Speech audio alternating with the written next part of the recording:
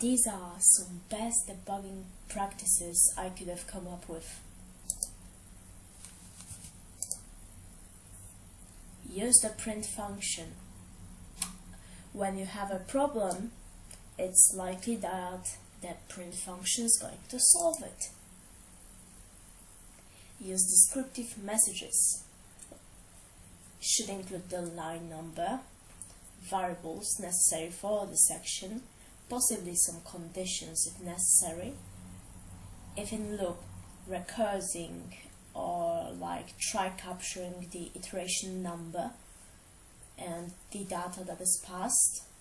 Make sure to correctly assemble logic, so you don't do a banner when you don't fuck up the logic. For example, not putting enough parentheses and doing the and it fucks up the logic. Or you can use a debugger, which I don't have experience since I'm not a soy dev. And let's go on to some examples using Python, shall we? Okay, so this is not so great way to do it. In smaller projects it's acceptable, but when dealing with serious projects I'd more likely to write this. It provides more information about the line and helps us come up with the error and the unexpected behavior faster. Also, we here have the type annotation, which is optional, but it provides the developer more data on the variable. Also here, when dealing with if statements, make sure to make the condition clean and make sure to split the condition parts into separate print statements, so you have the better view of it.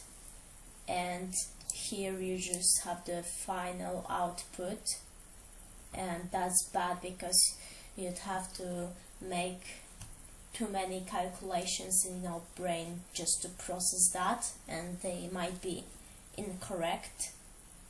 So this is a better approach of debugging, just writing clean code, and when you fucked up you can write some more clean code to solve this problem.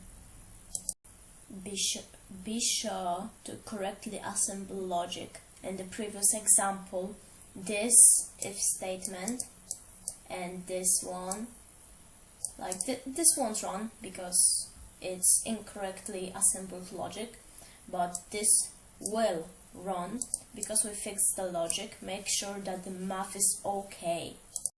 When it comes to while loops or any other type of loop, including recursion, you should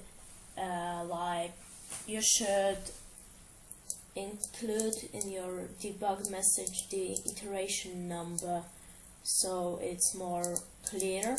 Also, you should include values that might change the control flow of the program. When it's dealing to recursion, you can just pass the iteration number as a new argument, and when doing recursion, just increment it by 1.